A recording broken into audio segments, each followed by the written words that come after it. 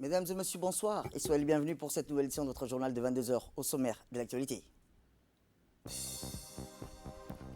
À la une dans l'actualité nationale, sous la présidence du président de la République, M. Ismaël Merguele, chef suprême du gouvernement, a eu lieu ce matin la 10e séance du Conseil des ministres. Et enfin, dans l'actualité internationale, Russie, Iran et Turquie ferment leurs consulats dans le nord de l'Afghanistan. C'était les titres. Merci à si vous nous rejoignez.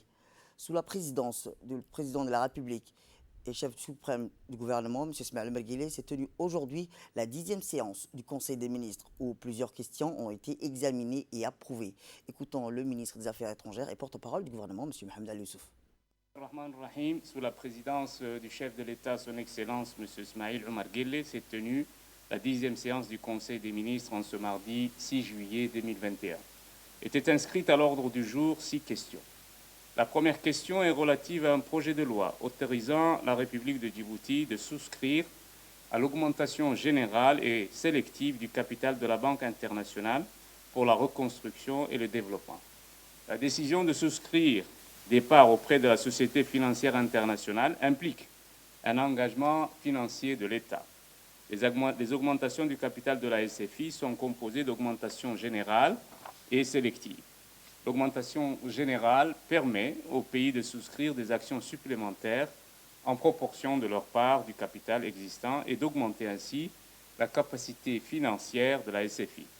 L'augmentation sélective, quant à elle, permet aux pays d'accroître leur part du capital au-delà de leur allocation proportionnelle historique, augmentant ainsi leur participation relative et leur pouvoir de vote.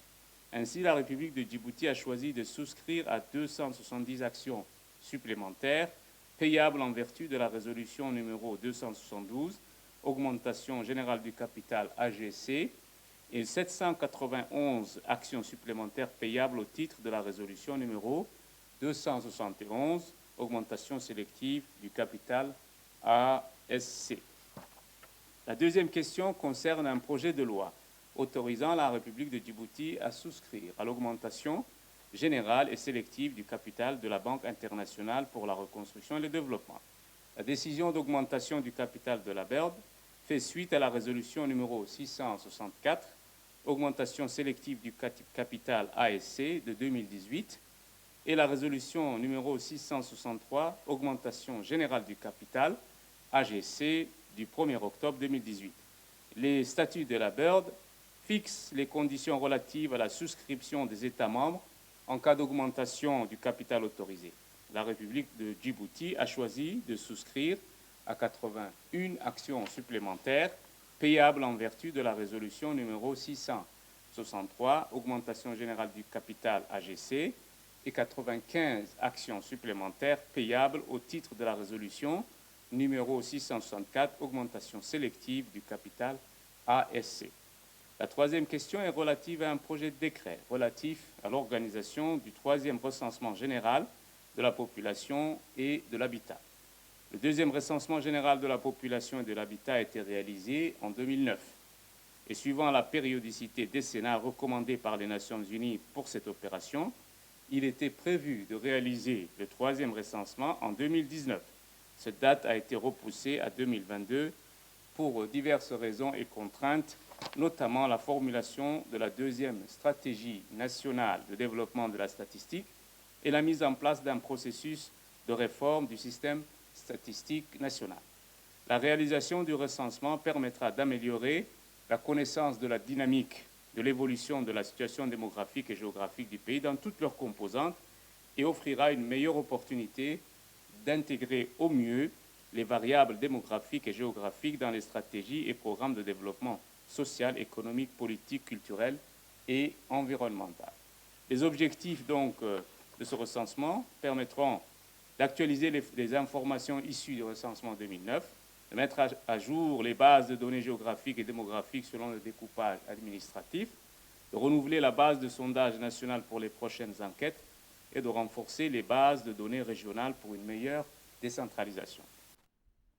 Et dans un second temps, lors du Conseil des ministres, plusieurs projets de décrets portant statut de l'Institut national de la statistique de Djibouti, et ainsi qu'un projet de décret portant approbation du manuel des procédures partenaires ont été examinées et approuvées. Réécoutons le porte-parole du gouvernement. La quatrième question est relative à un projet de décret portant statut de l'Institut national de la statistique de Djibouti. Le présent décret vise donc à approuver les statuts de l'Institut qui comportent des règles relatives à des dispositions générales qui comprennent des éléments relatifs à l'objet, aux missions, à la tutelle et au siège, ainsi qu'aux organes de l'Institut national de la statistique.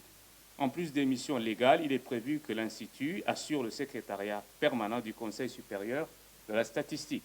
Il y a également des dispositions qui sont relatives au fonctionnement des organes, à savoir le conseil d'administration, le directeur général, etc. Et des dispositions sur l'organisme de l'Institut national de la statistique et enfin des dispositions sur les ressources de l'Institut. La cinquième question est relative à un projet de décret portant approbation du manuel des procédures du partenariat public-privé. Dans la stratégie de développement économique et social du gouvernement à court, moyen et long terme, l'accent est mis sur la participation remarquable du secteur privé à l'économie nationale et pour attirer leurs investissements de manière durable, le gouvernement a créé l'environnement favorable aux relations contractuelles de longue durée en mettant en place le cadre juridique et institutionnel du partenariat public-privé. Le partenariat public-privé requiert donc une préparation et une planification minutieuse, une gestion précise de la phase de passation du contrat. Il nécessite également une rédaction rigoureuse des termes du contrat et plus particulièrement en ce qui concerne les critères de performance des services fournis par le projet, la répartition des risques entre les partenaires publics et privés et la rémunération des partenaires privés. Le présent manuel de procédure a pour objet de détailler toutes les procédures applicables au cours des différentes phases du projet. Il est destiné aux autorités publiques, aux fonctionnaires chargés de l'analyse et de la mise en œuvre des projets PPP, ainsi qu'aux investisseurs du secteur privé. Des projets PPP bien structurés sur la base des règles clairement définies concourent à l'amélioration de l'environnement des affaires en République de Djibouti. La sixième question concerne un projet de décret modifiant et complétant le décret numéro 2002-136-présidence-ministère de l'économie et des finances portant création du Bureau national d'assurance de la COMESA. L'intégration régionale constitue l'un des piliers de notre stratégie nationale 2035 pour bénéficier du grand marché du COMESA et constituer un hub commercial et logistique. L'un des leviers de renforcement de cette intégration repose sur les instruments de facilitation du trafic de transit initiés par les pays du COMESA pour développer le commerce régional. Les pays membres du COMESA mettent en œuvre depuis 2012 le régime régional de garantie du transit depuis le pays d'entrée jusqu'au pays de destination finale, afin de concilier la facilitation du commerce régional et la protection des intérêts économiques des États. La caution douanière régionale couvre en effet le risque de déversement des marchandises pendant leur acheminement et permet donc aux États de collecter leurs revenus fiscaux lorsque ces marchandises sont détournées pendant le transit.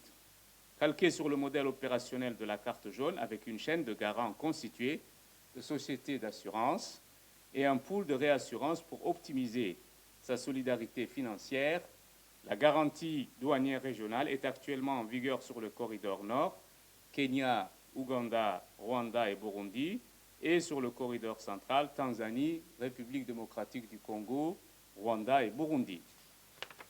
Elle repose sur une gestion automatisée des cautions par la mise en interface des systèmes d'information douaniers et le système d'information du régime de caution du COMESA, ce qui permet de fournir des informations en ligne sur les marchandises traversant les frontières de chaque pays pour faciliter l'acquittement des cautions lorsqu'elles arrivent à leur destination.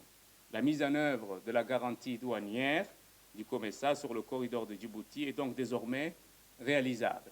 Et le présent projet de décret a pour objet d'établir le garant national de Djibouti qui aura donc pour mission de gérer les cautions douanières et de représenter les garants nationaux des autres pays du COMESA.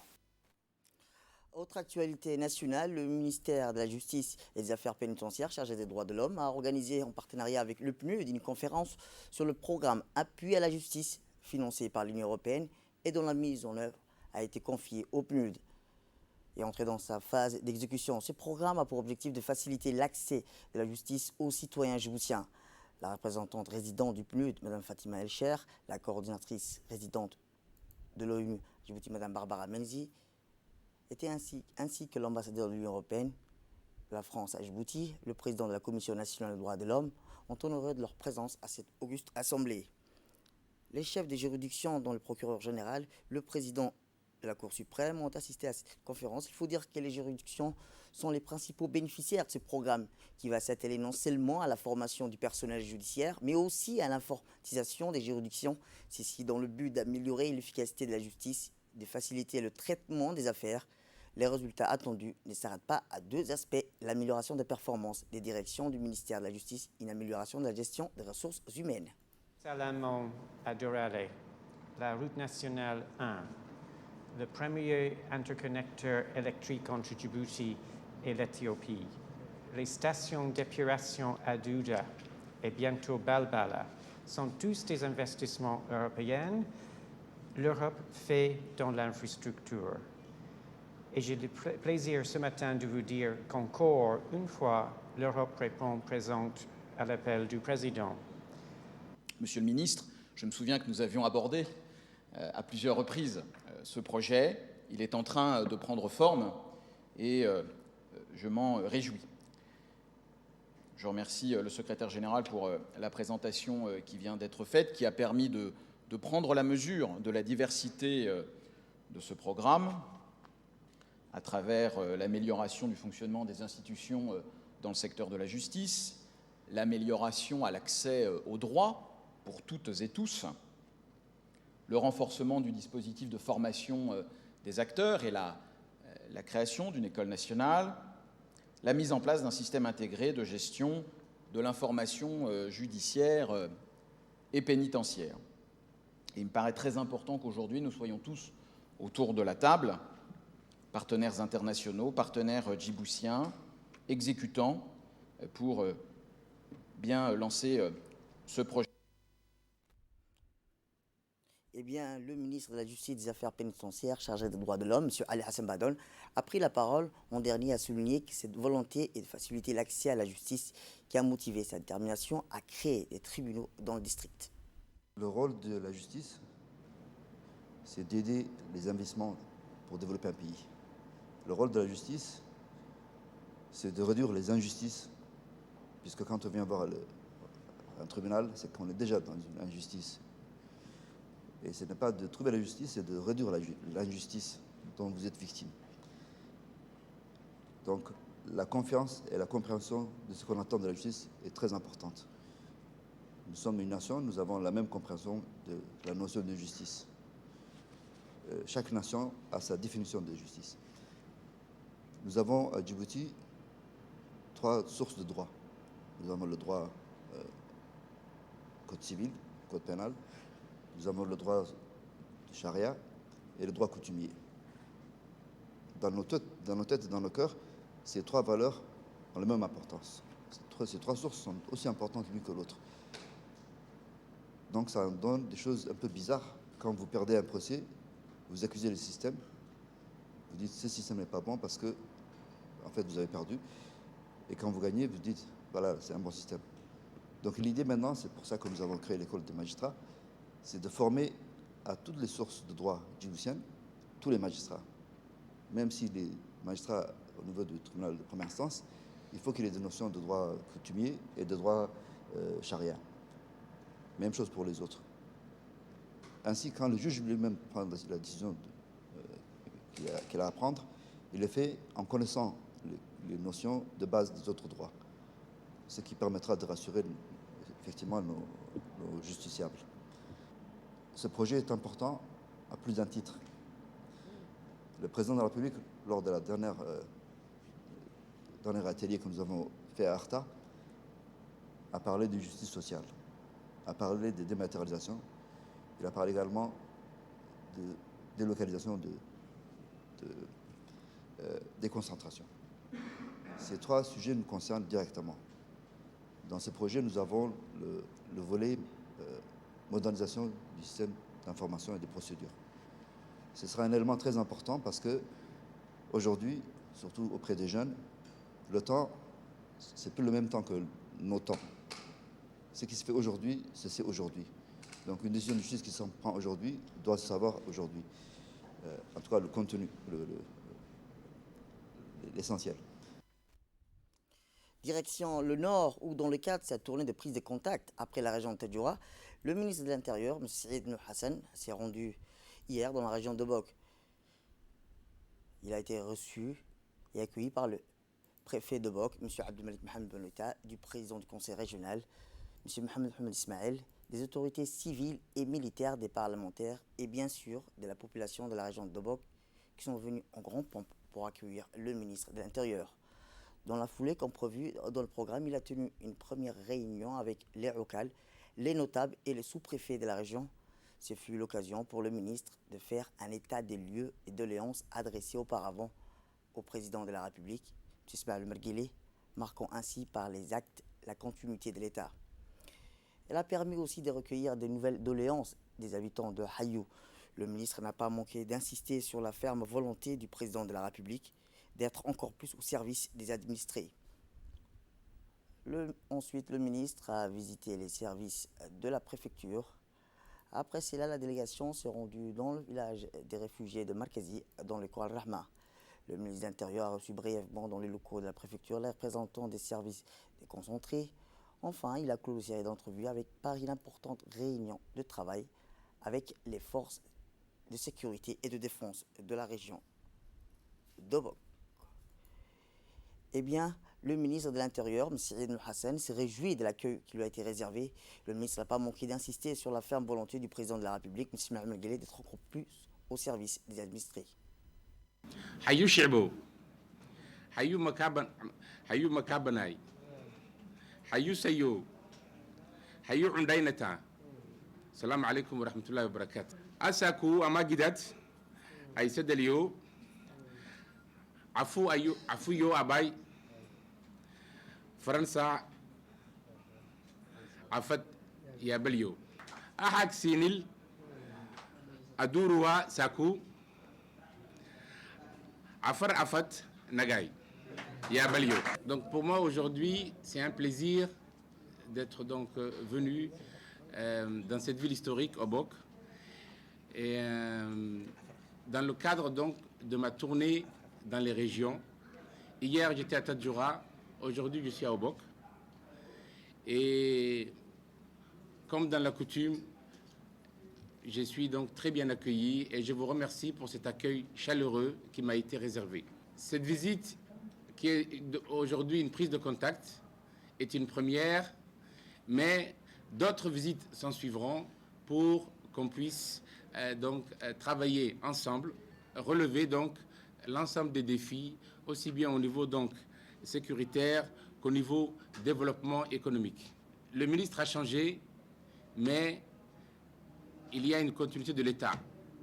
Un ensemble d'engagements ont été pris par le gouvernement, notamment lors de l'arrivée du président à Obok. Il y a eu des doléances qui ont été donc transmises au président. Ces doléances ont été consignées dans ce document. Le gouvernement que je représente ici va faire tout le nécessaire pour respecter l'ensemble des engagements qui ont été pris lors donc des tournées des personnes politiques qui sont venues ici. On reste toujours à Obok où le ministre de l'Intérieur, M. Saïd Ibn Hassan, a procédé à l'inauguration de la première école de conduite. À son arrivée à l'agence école de conduite, le ministre a été accueilli par le propriétaire et gérant de l'école, ainsi que les autorités de la région d'Obok. L'objectif principal de cette agence école de conduite est de former des conducteurs sûrs, de les accompagner dans la responsabilité de leur acte. L'ouverture d'une branche locale d'apprentissage de conduite des véhicules va être bénéfique aux Obokois. Maintenant, plus besoin de se déplacer. La capitale finit les allers-retours incessants.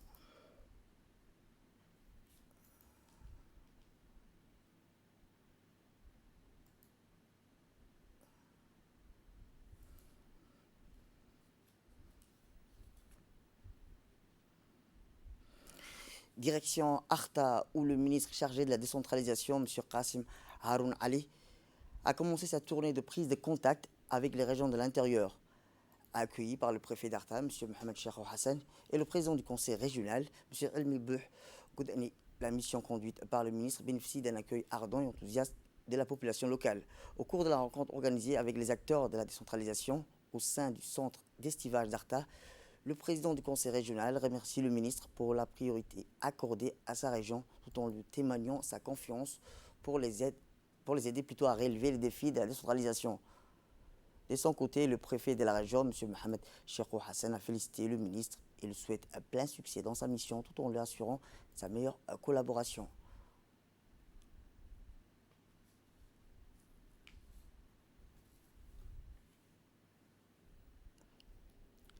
Enfin, le ministre délégué chargé de la décentralisation a entré dans le vif du sujet pour souligner le double rôle de son département dans l'accomplissement de sa mission, à savoir le rôle des chefs d'orchestre vis-à-vis des ministères sectoriels dont chacun joue sa partition et celui d'interface du gouvernement.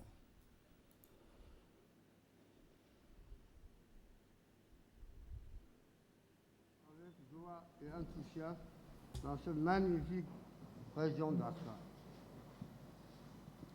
La région d'Arta, voici instituée par le président de la République, Ismaïl Omar Guelleh, son Excellence, en 2004 par la loi de 174. S'agissant du processus de la décentralisation, depuis la mise en place d'une politique fiscale par le gouvernement, la région d'Arta dispose de ressources propres, avec une dotation de l'État pour chacune des régions de l'intérieur. Je crois que nous sommes en mesure de décoller avec nos propres chefs pour ce qui est la région d'Arta.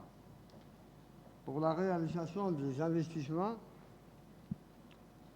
avec l'appui de nos partenaires internationaux et notamment de l'Union européenne, nous avons également entrepris la première phase de réalisation d'investissements avec des projets de base dans chacune des régions. Eh bien, le ministre de la décentralisation a rappelé que pour mieux éclairer la lanterne de l'assistance, à cet égard, le ministre a déclaré qu'il vise à poursuivre et à approfondir la décentralisation à travers le renforcement du rôle des collectivités territoriales. Écoutons-le. Comme vous le savez, cette visite dans votre région, dont la première particularité est d'être la région frontalière de Djibouti-Ville, s'inscrit dans le cadre de prise de contact avec les conseils régionaux. J'ai voulu commencer par Arta, parce que Arta, c'est une région que j'aime beaucoup. La politique de décentralisation initiée par le président de la République, Al-Haj Ismaïl Omar Guelleh, constitue le point phare du programme du gouvernement. C'est le socle sur lequel Ismaïl Omar Guelleh a basé sa politique. Il veut que dans la décentralisation, il veut qu'au bout de son mandat, que la décentralisation soit quelque chose d'effectif, soit quelque chose de réel, soit quelque chose qui marche convenablement. Ce qui peut donner une idée, s'il en est besoin, de l'importance de la mission qu'il m'a confiée, en me nommant à la tête de ce département chargé de concevoir et de mettre en œuvre la politique de la décentralisation sur l'ensemble du territoire national en collaboration avec des ministères sectoriels. Le ministère délégué chargé de la décentralisation a d'une part le rôle de chef d'orchestre vis-à-vis de ces ministères dont chacun joue sa partition et celui d'interface du gouvernement vis-à-vis des collectivités territoriales. À ce titre, notre ambition est de poursuivre et d'approfondir la décentralisation à travers le renforcement du rôle des collectivités territoriales afin qu'elles s'emparent pleinement de leurs missions et prérogatives dans la perspective de produire les améliorations souhaitées en termes de développement. Les collectivités territoriales devront être fortes pour mieux répondre aux aspirations prioritaires des populations et de porter de manière participative et inclusive des projets de développement des territoires adaptés aux réalités locales, en cohérence avec les orientations nationales et en coordination avec l'ensemble des acteurs. Mesdames et Messieurs, conformément aux objectifs de la décentralisation fixés par le président de la République, M. Ismaïl Omar Guelleh, nous ne ménagerons aucun effort pour que les collectivités territoriales deviennent des acteurs légitimes et complémentaires du développement territorial.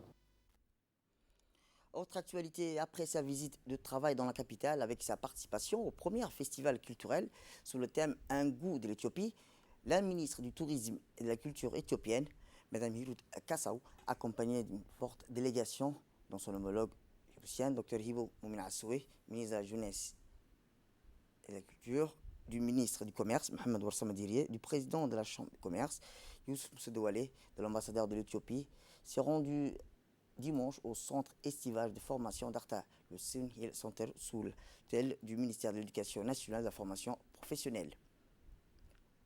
La ministre éthiopienne a pu découvrir l'artisanat et la cuisine djiboutienne. Ainsi, la ministre éthiopienne a pu découvrir la diversité des produits artisanaux confectionnés avec de la paille et des matériaux locaux, décorés avec des multitudes de couleurs par les femmes de la région. Par la suite, le chef cuisinier de Sunil Santara a présenté les différents plats djiboutiennes et internationaux préparés au centre de formation à la ministre éthiopienne de la Culture.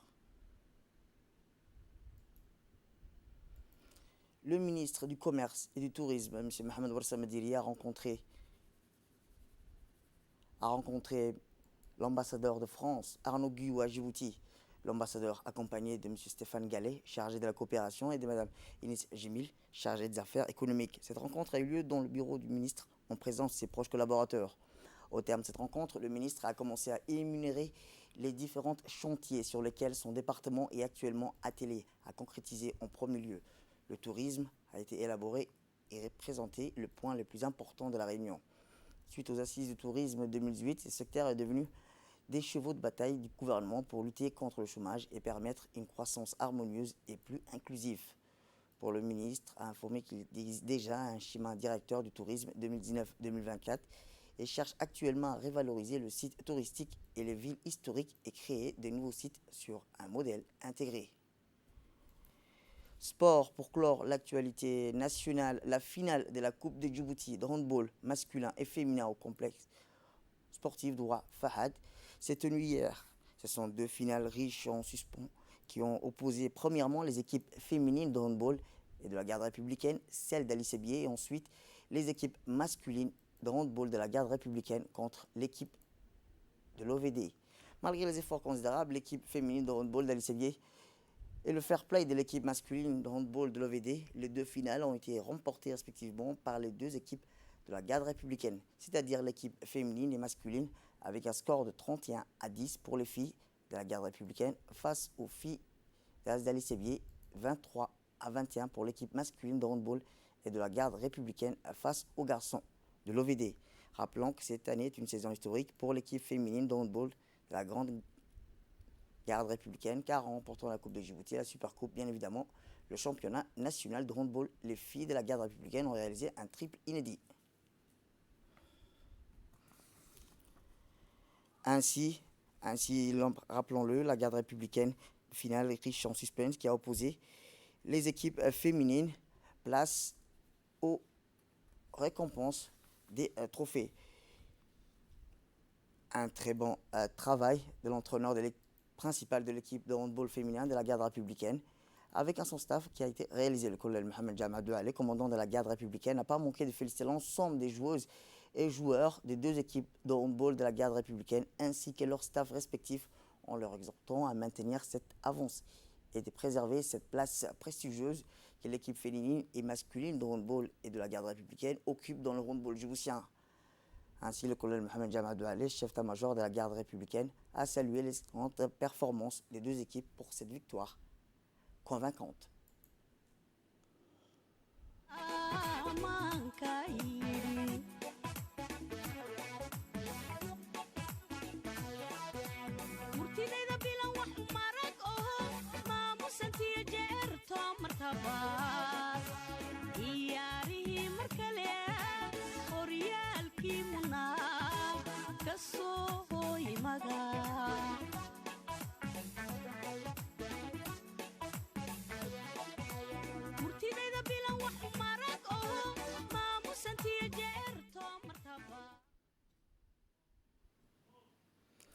Et dans l'actualité internationale, au Nigeria, l'État de Kaduna, au Nigeria, parents et habitants se sont réunis au lycée Bethel Baptiste dans l'attente des nouvelles des enfants disparus. Le matin même, des hommes armés ont enlevé plus de 140 élèves. Cet internat situé dans le nord-ouest du pays, après avoir pris d'assaut le lycée de la zone du gouvernement local de Chikoun.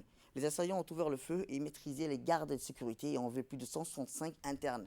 Un enseignant a déclaré que 21 élèves avaient pu s'échapper. Il s'agit du dernier enlèvement d'une longue série perpétrée par des gens criminels qui agissent en masse depuis le début de l'année 2021, avec pour objectif d'obtenir des rançons. C'est la fin de cette édition. Merci à vous de nous avoir suivis. Restez avec nous pour la suite de nos programmes télévisés.